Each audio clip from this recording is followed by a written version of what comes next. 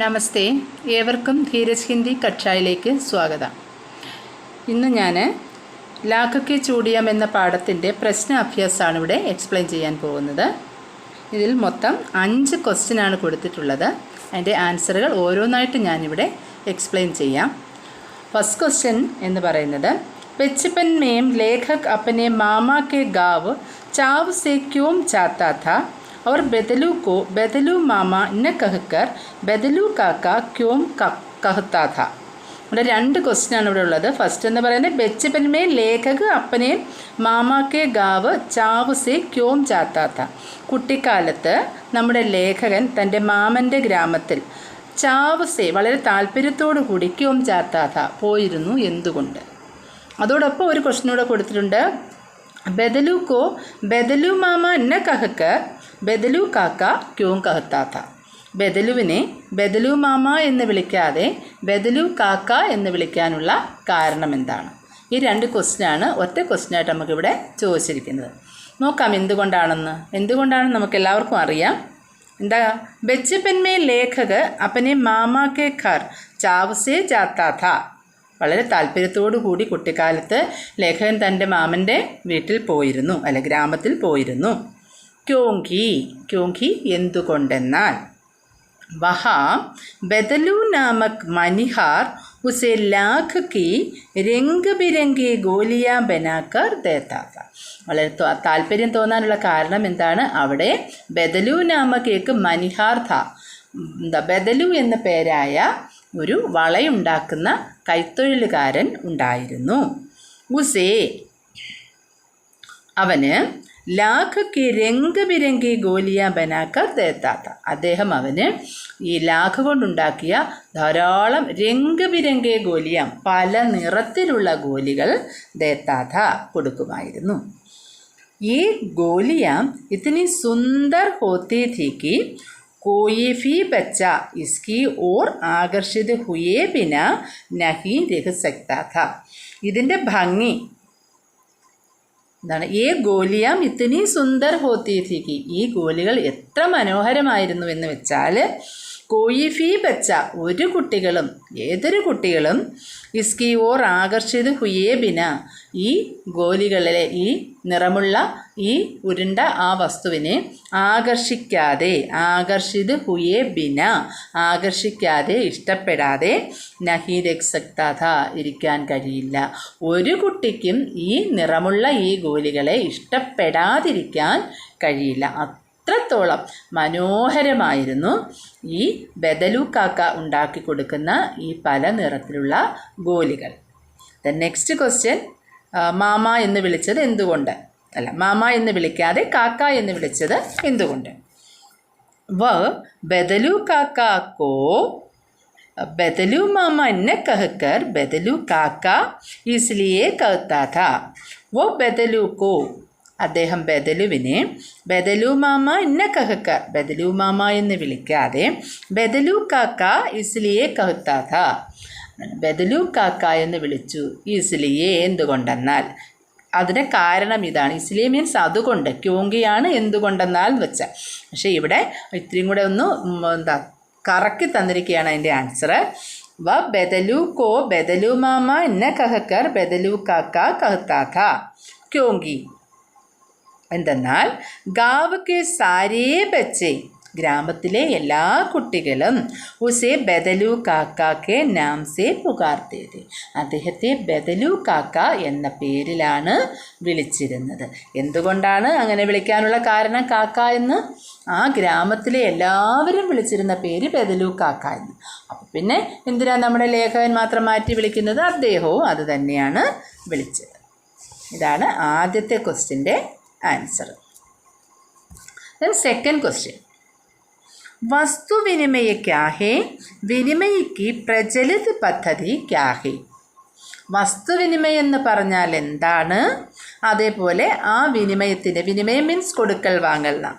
പ്രചലിത പദ്ധതി ക്യാ ഹേ, ഇപ്പോൾ പ്രചരിച്ചു കൊണ്ടിരിക്കുന്ന വർത്തമാനകാലത്ത് അതിൽ ഏത് പദ്ധതിയാണ് നടന്നുകൊണ്ടിരിക്കുന്നത്? വസ്തുവിനിമയ പാഠഭാഗത്തിൽ ഞാൻ പറഞ്ഞിരുന്നു എന്താണ് വസ്തുവിനിമയം. ഒന്നുകൂടെ പറയാം. വസ്തുവിനിമയ अर्थात वस्तुओं का आदान प्रदान करना. വസ്തുവിനിമയ എന്ന് പറഞ്ഞാൽ മീനിങ് ഇതാണ്, വസ്തുക്കൾ തമ്മിൽ കൊടുക്കുകയും വാങ്ങുകയും ചെയ്യുക. ആദാൻ മീൻസ് കൊടുക്കുക, പ്രദാൻ വാങ്ങുക, ആദാൻ പ്രദാൻ കൊടുക്കൽ വാങ്ങൽ, പ്രദാൻ കർണ.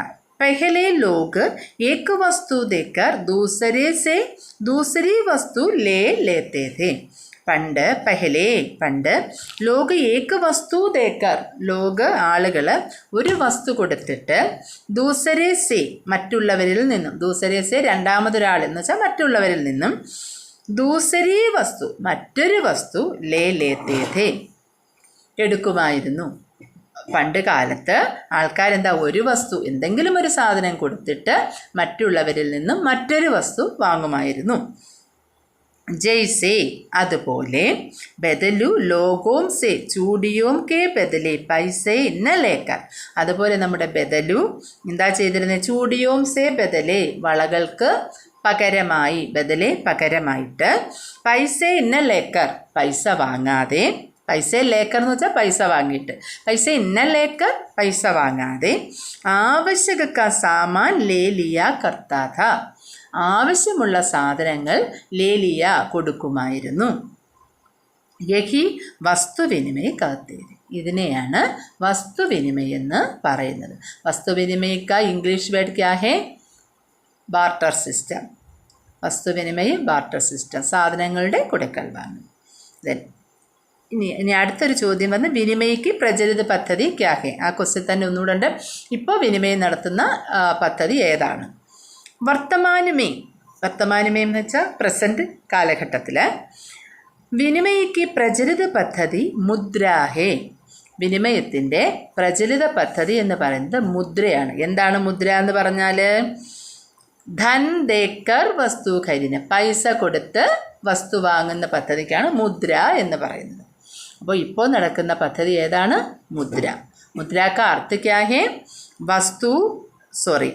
ധൻ ദേക്കർ വസ്തു ഖരീദിന, പൈസ കൊടുത്തിട്ട് വസ്തുക്കൾ. ഇപ്പം നമ്മളെല്ലാവരും കടയിൽ പോയിട്ട് വസ്തുവല്ല കൊടുക്കുന്നത്, പൈസയാണ് കൊടുക്കുന്നത്. പൈസയ്ക്ക് പകരം നമ്മൾ വസ്തു വാങ്ങാറുണ്ട്. അതാണ് ഇപ്പോൾ നടക്കുന്നത്. Then next question, third question എന്താണ്? മഷീനി യുഗിനെ കിത്തനെ ഹാത്ത് കാട്ട് ദിയേ ഹെ. इस पंक्ति में लेखक ने किस व्यथा की ओर संकेत किया है? നോക്കാം. മെഷീനി യുഗിനെ കിത്തനെ ഹാത്ത് കാട്ട് ദിയേ ഹെ. നമ്മുടെ ഈ യന്ത്രവൽക്കരണം എത്ര പേരുടെ കൈകളാണ് വെട്ടിയിരിക്കുന്നത്? ഇസ് പങ്ക്തിയമേ, ഈ പറഞ്ഞ പങ്ക്തിയിൽ, ഈ വരിയിൽ ലേഖകനെ കിസ് വ്യഥാക്കി, ലേഖകൻ എന്തൊരു വിഷമ കാലഘട്ടത്തിലേക്കാണ് സങ്കേത് കിയാഹേ, എന്താണ് വിരൽ ചൂണ്ടുന്നത്, ഊന്നൽ നൽകുന്നത്, പിന്നെന്താണ് സങ്കേതം എന്ന് വെച്ചാൽ ആശയം നൽകുന്നത് എന്നൊക്കെയാണ് അർത്ഥം. അപ്പം മഷീൻ യുഗ് ഇത്ര പേരുടെ കൈകൾ വെട്ടിയിരിക്കുന്നു. ഈ പങ്ക്തിയിലൂടെ ലേഖകൻ എന്താണ് നമ്മൾക്ക് ഹിൻഡ് നൽകുന്നത്? നോക്കാം അതിൻ്റെ ആശയം എന്താണ്. അതിൻ്റെ ആൻസർ നോക്കാം. മഷീനി യുഗിനെ കിത്തനെ ഹി ഹാത്ത് കാട്ട് ദിയേ ഹെ. इस पंक्ति के माध्यम से लेखक कहना चाहता है, ഈ വരികളിൽ കൂടി ലേഖകൻ പറയാൻ ആഗ്രഹിക്കുന്നു. കി എന്തെന്നാൽ ഹാത്ത് സേ കിയേ ജാനെ വാലേ ഉദ്യോഗ ധന്ദേ മഷീനോം ദ്വാര കിയേ ജാനെ ലഗേ ഹേ. എന്താ അദ്ദേഹം പറയാൻ ഉദ്ദേശിക്കുന്നത്? ഹാത്ത് സേ കിയേ ജാനെ വാലേ ഉദ്യോഗ ധന്ദേ, കൈകൾ കൊണ്ട് ചെയ്യേണ്ട ഉദ്യോഗങ്ങളെല്ലാം മഷീനോം ദ്വാര കിയേ ജാനെ ലഗേ ഹേ, മഷീനുകളിൽ കൂടി ചെയ്യേണ്ടി വരുന്നു, ചെയ്യാൻ തുടങ്ങുന്നു. അതായത് നമ്മൾ പണ്ട് കൈകൊണ്ട് ചെയ്തിരുന്ന എല്ലാ ജോലികളും ഇപ്പോൾ മഷീനുകൾ ഏറ്റെടുത്തിരിക്കുന്നു. യൈസേ may Haat say calm കർണേ വാലേ log യാ തോ ബേരോജ്ഗാർ ഹോ ഗയേ ഹേ. അങ്ങനെ ഹാത്ത് സേ കാം കർണേ വാലേ ലോഗ്, കൈകൾ കൊണ്ട് ജോലി ചെയ്യുന്നവർ, അതായത് കൈത്തൊഴിലുകാർ, ബേരോജ്ഗാർ ഹോ ഗയേ ഹേ, തൊഴിലില്ലാത്തവരായി മാറിയിരിക്കുന്നു.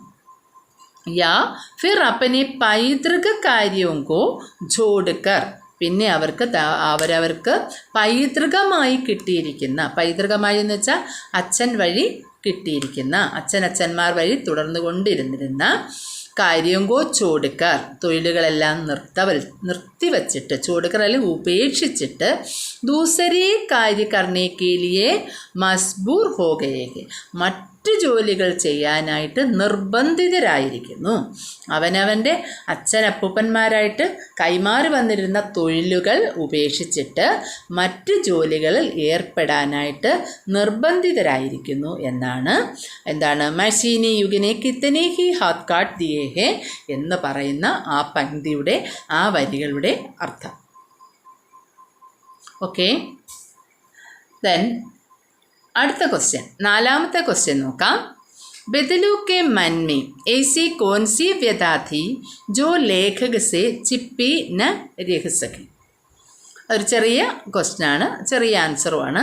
ഇതാണ് ലേഖക കെ മൻ മേ ऐसी कौन सी व्यथा थी. ഇതാണ് ബദലു കെ മൻ മേ ऐसी कौन सी व्यथा थी. ബദലുവിൻ്റെ മനസ്സിൽ ഇങ്ങനെയുള്ള എന്ത് വിഷമമാണ്, വ്യഥ വിഷമമാണ് ഉണ്ടായിരുന്നത്. ജോ ലേഖക സേ ചിപ്പി ന രഹസകി, അത് ലേഖകനിൽ നിന്ന് മറച്ചു പിടിക്കാൻ കഴിയാതിരുന്ന ആ വിഷമം എന്തായിരുന്നു? എന്ത് വിഷമമാണോ ബദലുവിൻ്റെ മനസ്സിലുണ്ടായിരുന്നത് അത് എന്തുകൊണ്ടാണ് നമ്മുടെ ലേഖകന് മനസ്സിലായത്, അതായത് ഒളിപ്പിച്ചു വയ്ക്കാൻ കഴിയാതിരുന്നത് എന്തുകൊണ്ട്? मशीनी कांच की चूड़ियों का चलन बढ़ जाने से बदलू की लाख की चूड़ियाँ अब कोई न खरीदता था. ഇതാണ് മഷീനി കാഞ്ച് കി ചൂടിയോം കാ ചലൻ, മെഷീൻ കൊണ്ടുണ്ടാക്കിയ കുപ്പിവളകളുടെ ചലൻ എന്ന് പറഞ്ഞാൽ എന്താണ്? ചലൻ എന്ന് പറഞ്ഞാൽ വിൽപ്പന. ബട്ട് ജാനേസെ വർദ്ധിച്ചത് കൊണ്ട്, ബദലുക്കി ലാഖുക്കി ചൂടിയ, ബദലുവിൻ്റെ ഈ ലാഖിൻ്റെ വളകൾ അബ് കോയി ന ഖരീദാഥ, ഇപ്പോൾ ആരും വാങ്ങിയിരുന്നില്ല. അപ്പോൾ മെഷീനിൽ ഉണ്ടാക്കുന്ന കുപ്പിവളകളുടെ വർധനവ് കൊണ്ട് ഇപ്പോൾ ആരും ഈ ബദലു ഉണ്ടാക്കുന്ന ലാഖിൻ്റെ വളകൾ വാങ്ങുന്നില്ല. ഇക്കാരണത്താൽ ഉസ്ക ചൂടിയോം കാ കാം ബന്ദ് ഹോ ഗയ, അദ്ദേഹത്തിൻ്റെ വളകളുടെ ജോലി, വളകളുണ്ടാക്കുന്ന, വളകളുടെ നിർമ്മാണം ബന്ദ് ഹോ ഗയ, നിർത്തലാക്കപ്പെട്ടു. യഹി വ്യഥ थी जिसे ബദലു ലേഖകക്കെ സമക്ഷം ചിപ്പ നസക, ഈ വിഷമം തന്നെയാണ്, യഹി വ്യഥാഥി, ഈ വിഷമമായിരുന്നു, ജിസെ ഏതെന്നാണോ ബദലു ലേഖകക്കെ സമക്ഷം ചിപ്പ നസക, അദ്ദേഹത്തിന് ലേഖകനിൽ നിന്നും മറച്ചു വയ്ക്കാൻ കഴിയാതിരുന്നത്. അതായത് എൻ്റെ ലാഖിൻ്റെ വളകൾ ആരും വാങ്ങുന്നില്ല, മെഷീനിൽ ഉണ്ടാക്കുന്ന കുപ്പിവളകളാണ് എല്ലാവർക്കും വാങ്ങുന്നത് എന്നുള്ള ഒരു വിഷമം ഇദ്ദേഹത്തിൻ്റെ മനസ്സിലുണ്ടായിരുന്നു. ആ വിഷമം അദ്ദേഹത്തിന് എന്ത് ചെയ്യാൻ കഴിഞ്ഞില്ല? ലേഖകനിൽ നിന്നും മറച്ചു വയ്ക്കാൻ കഴിഞ്ഞില്ല. ഇനി 5ാമത്തെ ക്വസ്റ്റ്യനാണ്, ദ ലാസ്റ്റ് ക്വസ്റ്റ്യൻ. മെഷീനി ലുഗ് സെ ബദലു കെ ജീവൻ മേ ക്യാ ബദലാവ് ആയ. ഈ മെഷീൻ യുഗം, യന്ത്രവൽക്കരണം, ബദലുവിൻ്റെ ജീവിതത്തിൽ ക്യാ ബദലാവ് ആയ, ബദലാവ് ചേഞ്ച്, മാറ്റം, എന്ത് മാറ്റമാണ് ഉണ്ടായത്? ബദലുവിൻ്റെ ജീവിതത്തിൽ എന്ത് മാറ്റമാണ് ഈ മെഷീൻ യുഗം കൊണ്ട് ഉണ്ടായത്? നോക്കാം.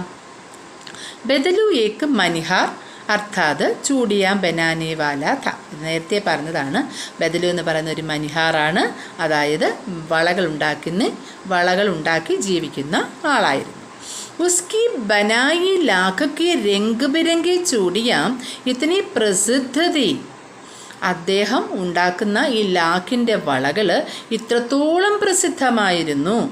എന്തെന്നാൽ उसके गाँव के साथ साथ दूसरे गाँव में भी स्त्रियाँ उसकी बनाई चूड़ियाँ लेने आती थी. അദ്ദേഹത്തിൻ്റെ ഗ്രാമം കൂടാതെ ദൂസരെ ഗാവ് കെ സ്ത്രീയാം ഭി, മറ്റ് ഗ്രാമത്തിലെ സ്ത്രീകളും ഉസ്കി ബനായി ചൂടിയാം, അദ്ദേഹം ഉണ്ടാക്കിയ ഈ വളകൾ ലേനെ ആത്തി ഥി, വാങ്ങാൻ വരുമായിരുന്നു. അചാനക് മെഷീനി ലുഗ് ആനേസെ, പെട്ടെന്ന് ഈ യന്ത്രവൽക്കരണം വന്നതോടുകൂടി യന്ത്രങ്ങൾ കൊണ്ട് സാധനങ്ങൾ ഉൽപ്പാദിപ്പിക്കാൻ തുടങ്ങുക, അതാണ് യന്ത്രവൽക്കരണം. ഉൽപ്പാദിപ്പിക്കാൻ തുടങ്ങിയതോടുകൂടി മെഷീൻ പർ ബനി കാഞ്ചിക്കി ചൂടിയ, മെഷീനിലുണ്ടാക്കുന്ന കുപ്പിവളകൾ ബിക്കിനയിലേക്ക് അധികമായിട്ട് വിൽക്കാൻ തുടങ്ങി. ഔർ അതുപോലെ ബദലു കി ചൂടിയ സപ്നെ ലേനി ബന്ദ് കർത്തി, ഇതാണ് ബദലു ഉണ്ടാക്കിയിരുന്ന വളകൾ എല്ലാവരും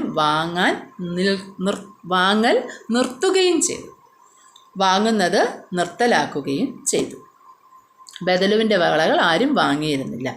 ഈസ്യാ ഹോനെ പർ, ഇങ്ങനെ ആയത് കാരണത്താൽ ഉൻക പൈതൃക് പേശ ജാത്താ രഹ, ഇങ്ങനെ മറ്റുള്ളവർ പാങ്ങാതെ ഇരുന്നപ്പോൾ അദ്ദേഹത്തിൻ്റെ പാരമ്പര്യമായി കിട്ടിയ തൊഴിൽ, പൈതൃകമായി കിട്ടിയ പേശ തൊഴിൽ, പൈതൃകമായി കിട്ടിയ തൊഴിൽ ജാത്താ രഹ, പൊയ്ക്കൊണ്ടിരുന്നു എന്ന് വെച്ചാൽ ഇല്ലാതായിക്കൊണ്ടേയിരുന്നു. ഉസേ അപ്പന കാം ഹി ബന്ദ് കർണാപ്പട, അദ്ദേഹത്തിന് തൻ്റെ ജോലിയും നിർത്തിവെക്കേണ്ടതായിട്ട് വന്നു. ബന്ദ് കർണാപ്പട, നിർത്തലാക്കേണ്ടതായിട്ട് വന്നു. അബ് ഹർദം പ്രസന്ന ചിത്ത് രഹിനെ വാല ബദലു മൻ ഹി മൻ വ്യഥിത് രഹിനെ ലഗ. ഇപ്പോൾ മീൻസ് ഇപ്പോൾ, ഹർദം പ്രസന്ന ചിത്ത് രഹിനെ വാല ബദലു, ഏത് നിമിഷവും പ്രസന്ന ചിത്തനായിരുന്ന, ഹാപ്പി ആയിട്ടിരുന്ന, നല്ല സന്തോഷമുള്ള മനസ്സോടെ ഇരുന്ന നമ്മുടെ ബദലു മൻ ഹി മൻ, മനസ്സിനുള്ളിൽ തൻ്റെ എന്താണ് അന്തർമൻസെ എന്ന് വെച്ചാൽ മനസ്സിൻ്റെ അകത്ത്, വ്യഥിത് രഹിനീലക, ദുഃഖിക്കാൻ തുടങ്ങി. എപ്പോഴും ചിരിച്ച് നല്ല സന്തോഷവാനായിരുന്ന ബദലു കാക്ക തൻ്റെ ഉള്ളിൽ വിഷമിക്കാൻ തുടങ്ങി. എന്താണ് ബദലുവിൻ്റെ വിഷമത്തിൻ്റെ കാരണം? കുപ്പിവളകൾ ധാരാളമുണ്ടായി, യന്ത്രത്തിലുണ്ടാക്കുന്ന കുപ്പിവളകൾ ധാരാളമുണ്ടായി, തൻ്റെ കൈത്തൊഴിൽ നിന്നുപോയി.